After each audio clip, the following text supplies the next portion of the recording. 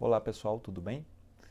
Recentemente teve uma guerra de liminares aí envolvendo o título de especialista. Eu não sei se vocês ficaram sabendo, isso foi logo no início da quarentena, mas inicialmente foi determinado que toda pessoa que tivesse uma pós-graduação, ela podia ser identificada como especialista na área. E isso posteriormente foi derrubado. Então atualmente vale o que valia anteriormente, né? Quer dizer, a pessoa só pode se denominar especialista quando ela tem o título de especialista reconhecido pela AMB. Então, acho que vale a pena a gente falar um pouquinho sobre título de especialista, o que, que é, por que, que ele é importante. Então, o título de especialista, então, ele é um título que ele é validado pela sociedade da especialidade. Então, se você quer ser especialista em cardiologia, você deve prestar a prova de título da Sociedade Brasileira de Cardiologia e assim por diante. Então, a grande importância do título de especialista é que você pode colocar no teu carimbo, nas tuas redes sociais, que você é especialista naquela determinada especialidade, né? Você é um cardiologista, você pode colocar lá cardiologista, pneumologista, cirurgião vascular, enfim, você pode colocar isso e se proclamar como especialista.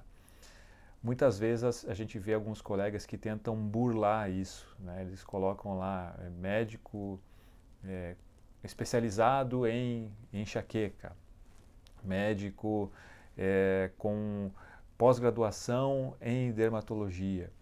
E isso fere os preceitos do Conselho Regional de Medicina, os conselhos de ética. Então, assim, você não pode se proclamar como especialista em determinada área se você não possui o título de especialista. E como é que você consegue saber se você pode ou não prestar essa prova? Geralmente essas provas elas são feitas 1, 2 vezes por ano e o edital se encontra no site de cada sociedade, né? Então, algumas sociedades você deve ter dos pré-requisitos principais é você ter feito residência na área. Outras você pode, por exemplo, comprovar tanto tempo de trabalho, de experiência naquela especialidade. Às vezes, algumas especialidades elas dão como se fosse uma pontuação. Você tem que ter 100 pontos para poder prestar a prova. A residência vale 30 pontos, a pós-graduação vale 1 ponto. E aí você tem mais os pontos que você pode chegar por participação em congresso, publicação em artigos, etc., né?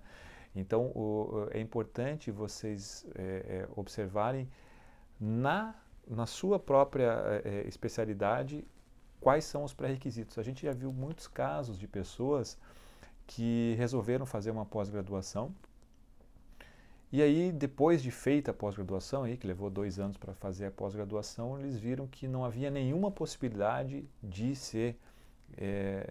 fazer a prova de título de especialista. Quer dizer, essa pessoa talvez não precisasse ter feito os 2 anos de pós-graduação. Ela achou que ela perdeu aquele tempo.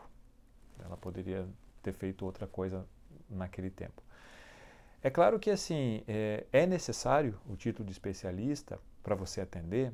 Não, não é necessário. O Conselho de Medicina permite que você possa atender os seus pacientes, por exemplo, como especialista. Você só não pode anunciar.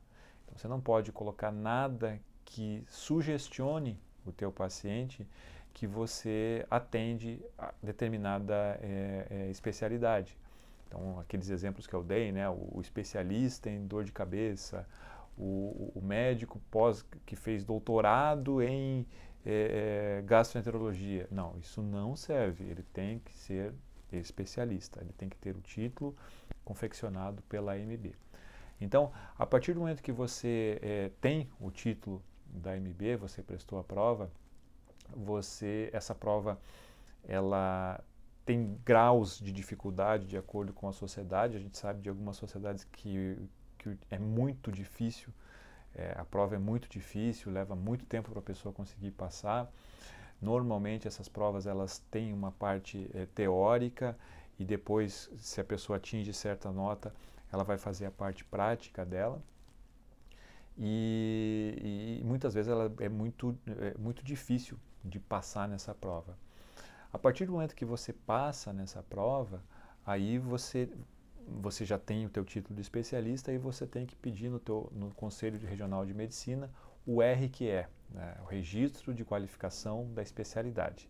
Então primeiro você pede o teu certificado para o CFM, para a AMB, na verdade, para a Associação Médica Brasileira, e depois, com a certificação da AMB, você pode dar entrada no Conselho Regional de Medicina pedindo o teu RQE, Registro de Qualificação de Especialidade.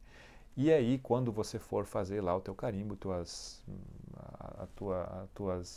mídias sociais, aí você tem que colocar o teu nome, né? Você é um cardiologista, por exemplo, o teu CRM é número tal, o teu RQE é número tal. Então, o teu RQE, ele comprova que você realmente tem o registro no conselho e aí você pode atender e divulgar que você é especialista naquela área.